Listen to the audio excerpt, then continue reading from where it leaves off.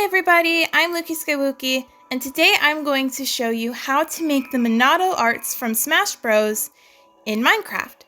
You'll notice I have some items in my hotbar, and these are what I'm using to represent the Monado arts. So if we turn around, I have 4 command blocks here. We're going to start with the speed art, as this is, I think, the simplest. And all it's doing is giving us the speed effect whenever we have a piece of sugar in our main hand. So if you want to replicate this, I'm going to leave this on screen for a few seconds so that you can copy this into your own world. But basically, you're going to type in effect at A, which is for all players, and then in brackets has item, and then I actually forgot what the squiggly brackets are called, but you're going to type in item equals sugar, location equals slot.weapon.mainhand, close both brackets, and then you're going to type in the effect speed. You're going to make it last for 1 second, set it to an amplifier of 2, and then type in the word true so that all the true is doing is hiding the particles when you have it in your hand. So if I were to hold the sugar, you can see my FOV has grown because I currently have speed, but I don't have any particles around my being, and that is what the true is doing. You can do this with any item, but I use this with a piece of sugar, but you can do this with any item. For the jump art, you're going to do the same thing, but except you're going to do jump boost. And again, this has to be a different item so that the command blocks can differentiate, because you can only have one art active at a time in Smash Bros. That's another reason you have to use a different item. For the shield art, that one's also simple. You would add resistance. I've added it on a multiplier of 3 or on an amplifier of 3, but you can use whatever amplifier is best suited for you. For Buster, I would give myself strength whenever I have it in Echo Shard in my main hand. But again, you can use any amplifier or any item.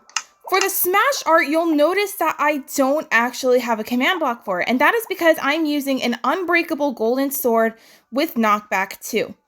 And the way to do this is you're going to type in /give at S, so it's any player, and then you're going to type in whatever item you want, preferably a weapon or a tool. So in my case, it's a golden sword.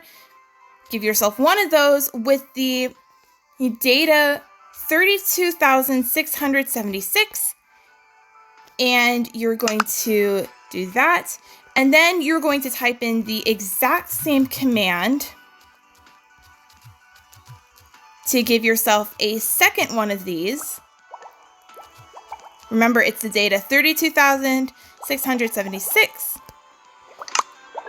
And then what you're going to do is you're going to go in your crafting grid and you're going to combine the two together. You'll notice the durabilities on the two swords have combined into a single sword that has seemingly no durability.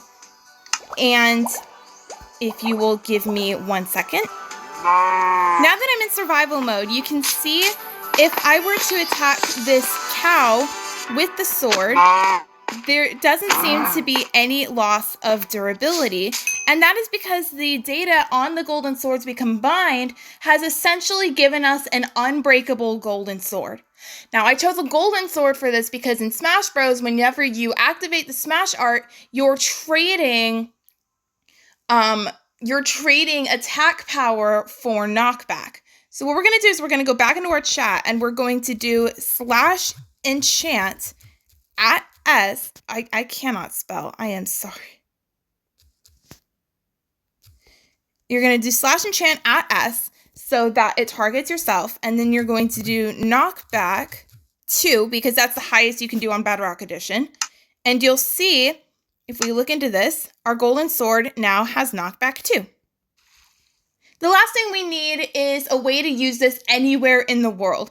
And you can see I've tried a bunch of different chunk loaders. I tried it with endostasis chambers, but the way I had it work is by using the ticking area command, which will set an area of the world that is always loaded. So again, one more time, we're going to go back into our chat. We're going to type in /ticking area, and you're going to type add circle so that the point of the circle is so that it's a circle. I think that was kind of obvious. And then you're going to do tilde, which will set the center of the circle to where you are standing. And then we're going to type in a radius of 4, which is the maximum radius that a circular area like this can have. And then the last thing we're going to do is we're going to name it so that we know that the world knows what ticking area this is. And I'm going to name it simply Monado Arts, but you can name this whatever, it does not matter. And you can see in the chat, added ticking area centered here with a radius of 4 chunks. And this will make sure that this area of the world is always loaded so that you can use the Monado Arts wherever you are in the world. And that's it for this tutorial. It is really that simple. Don't forget to subscribe if you want to see more like this, and I'll see you guys later.